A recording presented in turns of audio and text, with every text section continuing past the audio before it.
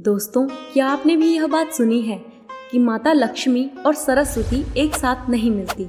क्योंकि लक्ष्मी और माता सरस्वती की आपस में बनती ही नहीं है। तो यह बात क्यों कही जाती है और इसके पीछे का प्रसंग आज हम आपको बताने वाले हैं। तो नमस्कार दोस्तों, और स्वागत है आपका हमारे चैनल में।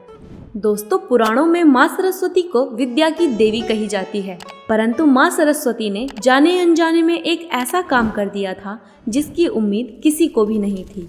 और इसका परिणाम खुद माँ सरस्वती को और माता लक्ष्मी और माँ गंगा को भी भोगना पड़ा था। दोस्तों, हिंदू ग्रंथ के अनुसार एक बार माँ सरस्वती ब्रह्मलोक में अपनी वीणा बजाने में लीन थी, परंतु तभी ब्रह्मलोक में माता लक्ष्मी आती हैं और माँ सरस्वती जैसे ही माँ लक्ष्मी को देखती हैं तो वह अपनी वीणा छोड़कर माता लक्ष्मी की खातिरदारी में लग जाती है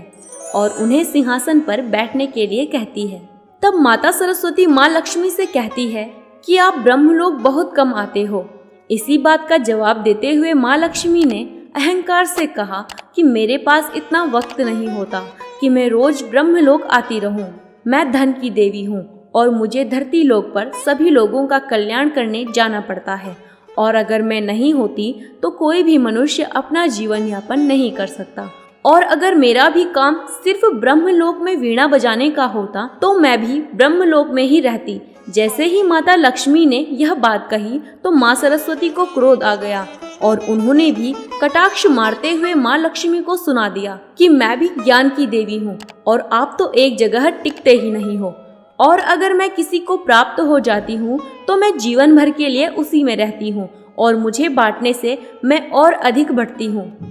और तुम बांटने से कम होती हो। और किसी मनुष्य के पास चाहे कितनी भी लक्ष्मी हो, परंतु उसके पास मैं नहीं हूँ तो वह धन उसके लिए व्यर्थ है। इसी बात पर दोनों देवियों की लड़ाई हो गई। तब माता लक्ष्मी ने कहा कि अब इस बात को भगवान विष्णु ही सुलझा सकते हैं, और माता लक्ष्मी व माँ सरस्वती भगवान विष्णु के पास गए और वहाँ भगवान विष्णु लेटे हुए थे, और माँ लक्ष्मी जाकर उनके पास बैठ गई और माता सरस्वती को बैठने तक के लिए नहीं कहा, जिससे माता सरस्वती को क्रोध आ गया और वह बोलने लगी कि तुम ही मुझे यहाँ लेकर आई और तुम ही मेरा सत्कार नहीं कर रही हो, मुझे बैठने तक के लिए नहीं कहा। तब माँ लक्ष्मी कहती है कि श्री हरि के चरणों में तो माँ गंगा का स्थान है और श्री हरि के हृदय में मेरा स्थान है, इसलिए आपके लिए कोई स्थान बचा ही नहीं है जहाँ पर मैं आपको बैठा सकूं। यह बात सुनकर माँ गंगा और देवी लक्ष्मी जोर जोर से हंसने लगी